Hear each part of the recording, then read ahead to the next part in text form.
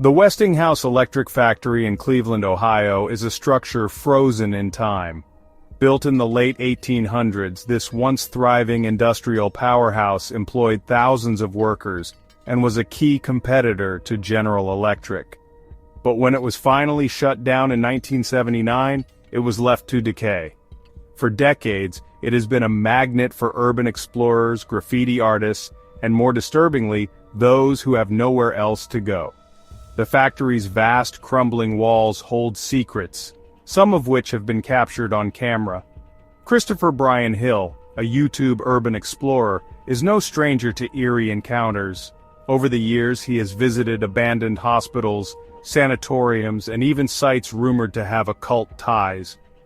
But when he stepped inside the Westinghouse Electric Factory on a warm summer night in June 2022, something about this visit felt different.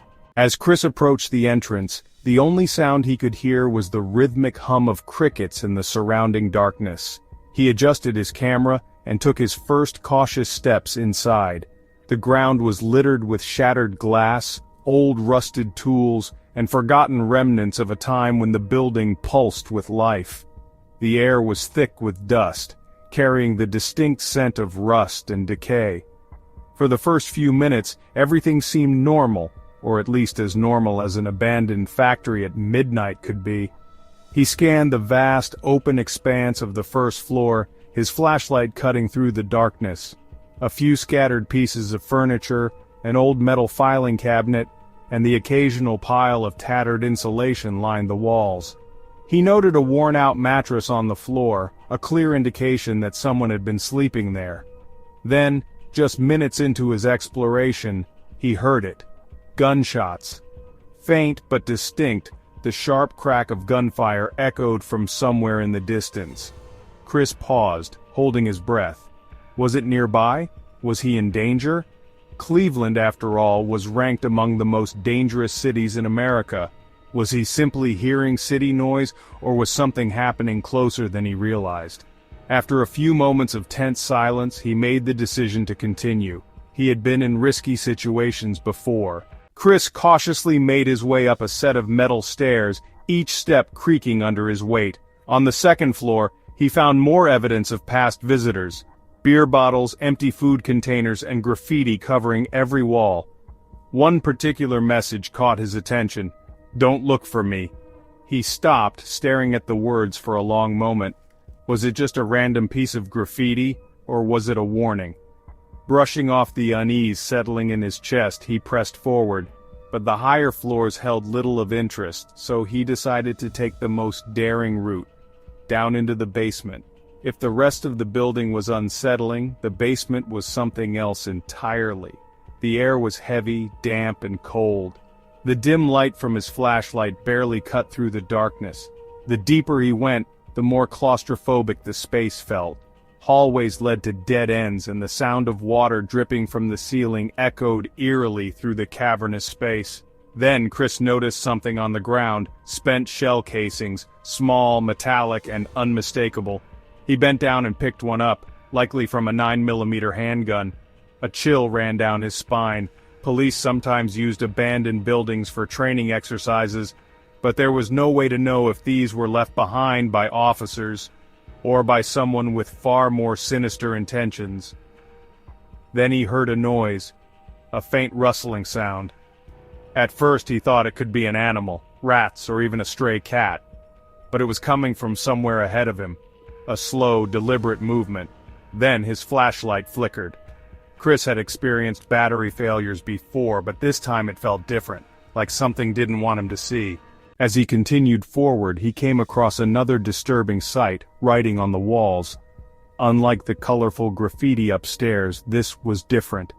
Carved into the concrete, deep and jagged, were words that sent a shiver through him. "He's watching." Chris exhaled sharply, feeling a strange pressure building in his chest, and then he saw it. At the far end of the hallway, standing in the shadows, was a figure, hunched over, motionless. It didn't move, didn't make a sound. Chris stood frozen, gripping his flashlight tightly. His mind raced.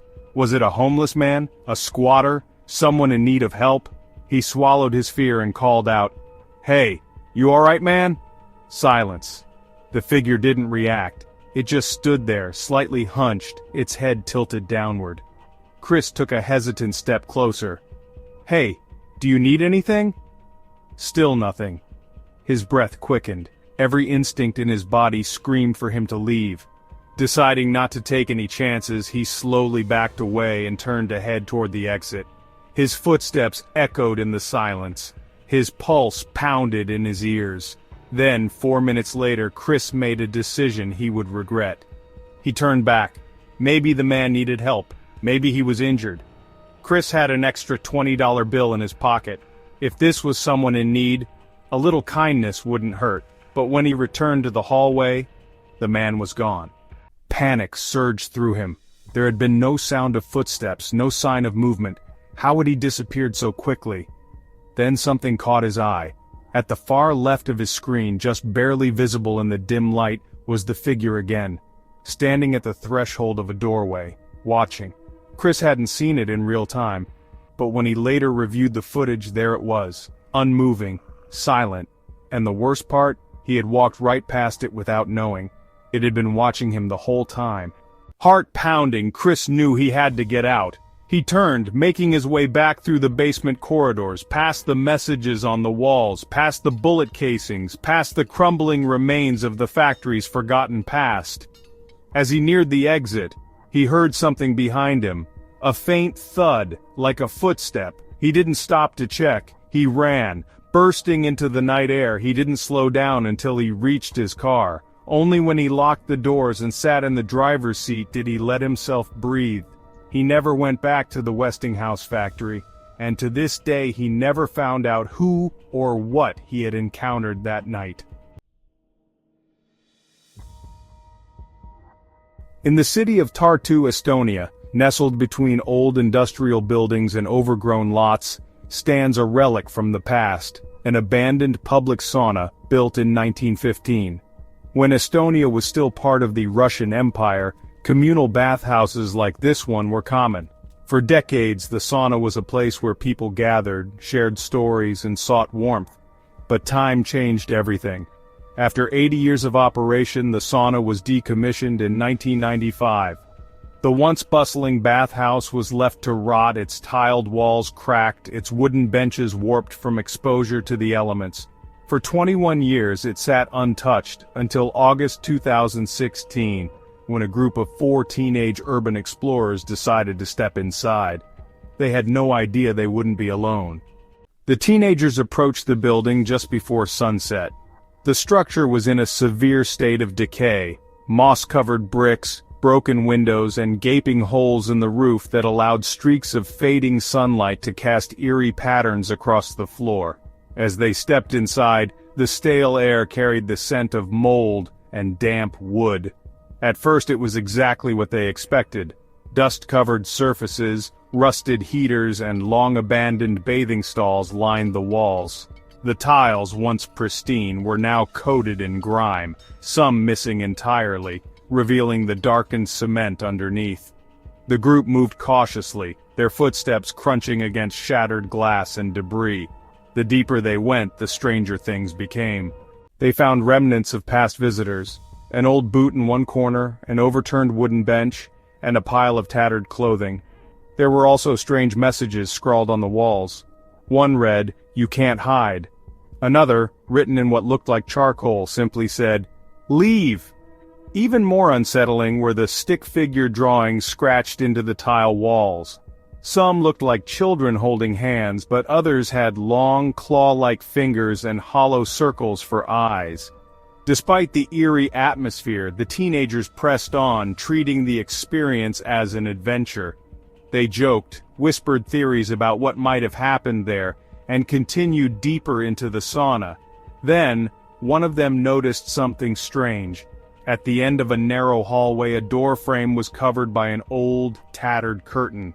Unlike the rest of the building, which was covered in dust, the curtain looked as though it had been moved recently. Someone or something had been through here. The group hesitated for a moment, then curiosity got the better of them. One of them reached out and slowly pulled the curtain aside. The moment the flashlight beam pierced the darkness beyond the curtain, a blood-curdling scream erupted from within the room. It was not an ordinary scream, it was deep, raw, and filled with something primal, rage, fear, or perhaps both. For a brief second the light flickered across a hunched figure deep in the shadows, but before any of them could react, the room was swallowed in darkness again. Panic took hold. Their instincts screamed at them to run, and they obeyed. The four teenagers turned and bolted back through the corridors, their hearts pounding, their breath ragged. The floor beneath them groaned as they sprinted through the abandoned bathhouse, desperate to escape. Behind them, the screaming stopped as suddenly as it had started. No footsteps followed, no other sounds, just eerie silence. They didn't stop until they reached the outside, gasping for air as they looked back at the building, half expecting someone or something to emerge from the doorway. Nothing did.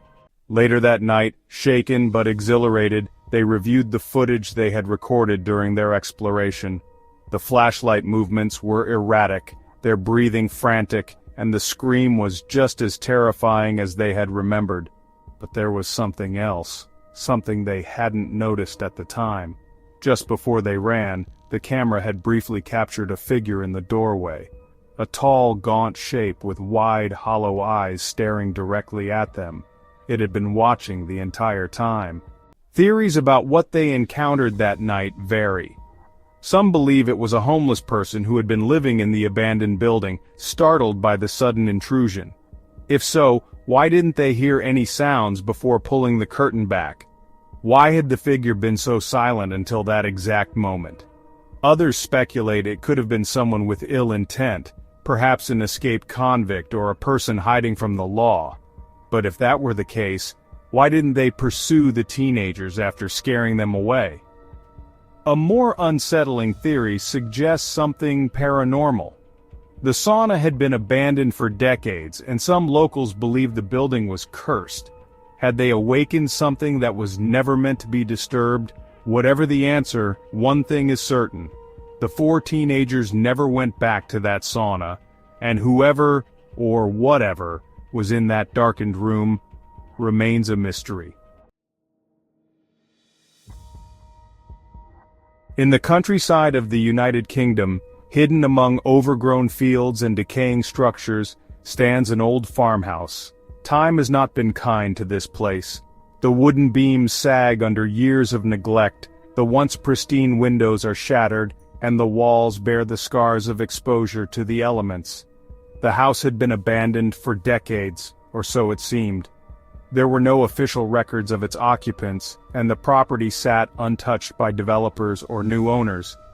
But in March 2022, two urban explorers, Chris and Meg, decided to investigate the forgotten home. They expected to find nothing more than a ruined building overtaken by nature. What they found instead would haunt them long after they left.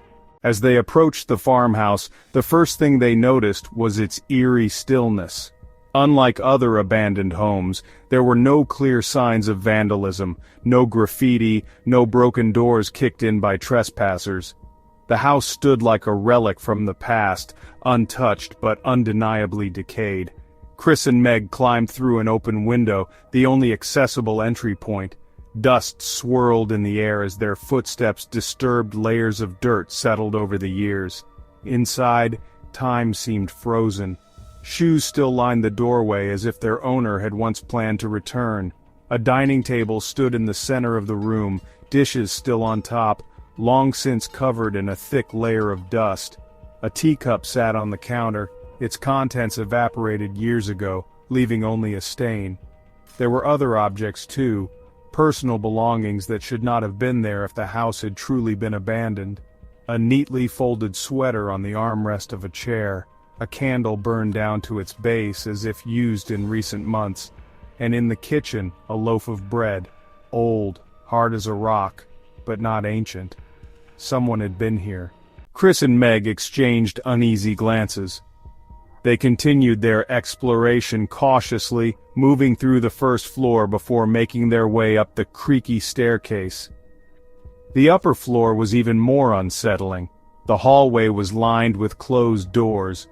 and though they hesitated, their curiosity pushed them forward.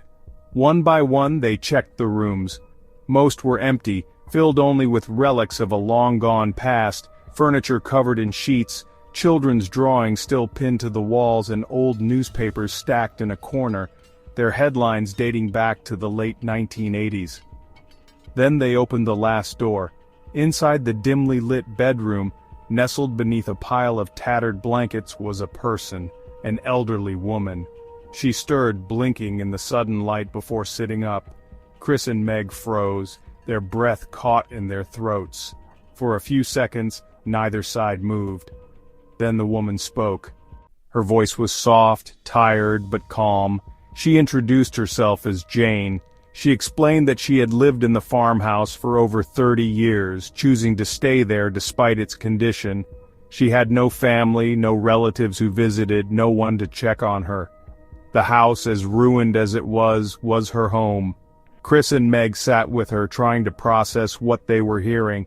They asked her if she needed help, if she had food, if she had running water. Jane responded in vague terms, never directly answering whether she was truly alone, never quite explaining how she had survived all these years. Then, she mentioned something strange. She wasn't entirely alone. Jane explained that the men who worked at the nearby farm knew she was there. They brought her food and water, ensuring she had enough to survive. But something about the way she said it made Chris and Meg uneasy. When they offered to help her, to buy her fresh clothes, bring her food, or even contact social services, she declined, almost defensively. She didn't want to leave. She didn't want anyone to interfere. She assured them she was fine, but her words lacked conviction. There was something unspoken lingering beneath the surface, something she wasn't telling them. After some time, Chris and Meg reluctantly said their goodbyes, promising to return and check on her. But when they later researched the farmhouse, they uncovered disturbing details. Chris decided to dig deeper into the history of the property. He found out that the farmhouse wasn't listed on any recent land registry records. However, another property had been under Jane's name between 1986 and 2015. The house she had owned had long been abandoned, left in the same state as the farmhouse. Then came another revelation. A local farmer reached out to Chris after seeing his video. He claimed to know Jane and confirmed that she had been living in the farmhouse for years, but he also mentioned something Chris and Meg never expected. Jane wasn't actually alone. According to the farmer, Jane's husband still lived on the farm as well, watching over her. She had never mentioned a husband. And when Chris asked for more information, the farmer's response was vague. He simply reassured him that Jane was taken care of. But taken care of? By who? Unsettled, Chris contacted Adult Social Services. He wanted to know if they were aware of Jane's living conditions. The response he received was brief. "We are aware of this lady, however we are unable to provide further details. Thank you for your concern. No further explanation. No confirmation if she was receiving real care."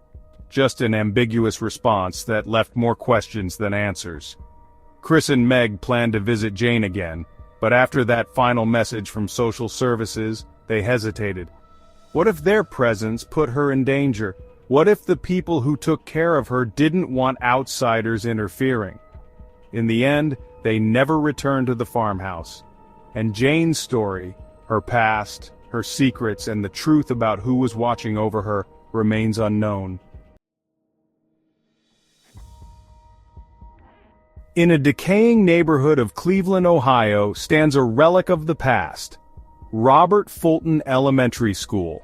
For 92 years, the school was filled with the laughter of children, the rustling of notebooks, and the rhythmic sound of teachers' voices echoing down its long hallways. But when it was shut down over a decade ago, all that was left behind was silence, or so people thought. In the years that followed, the school became an eyesore in the community. Vandals broke windows, squatters took shelter in its darkened classrooms, and strange rumors spread about eerie occurrences within its walls. Parents warned their children to stay away. but urban explorers weren't so easily deterred. Chris Hill, a well-known urban explorer from the YouTube channel Urbex Hill, first visited Robert Fulton Elementary in 2022. What he found there shook him to his core. Still, curiosity got the better of him. So in May 2023 he returned, this time alone, at 1 a.m. From the moment he stepped inside, something felt different. The air was colder than the night outside, unnaturally still. The walls, covered in graffiti, seemed to whisper past stories of forgotten lessons and memories left behind. Chris walked through the corridors, his flashlight beam cutting through the inky darkness. The first thing he noticed was the decay. Nature had begun reclaiming the building, paint peeled in long strips from the ceiling, water damage had rotted sections of the floor, and old-school chairs lay scattered as if knocked over in a rush. Then, there were the messages. Spray-painted warnings covered the walls. "Get out, something still lives here. Don't explore alone." Chris had explored plenty of abandoned places before. Messages like these were usually just attempts to scare off trespassers, but something about these felt different. He continued down the hallway, the only sound being the crunch of debris beneath his boots.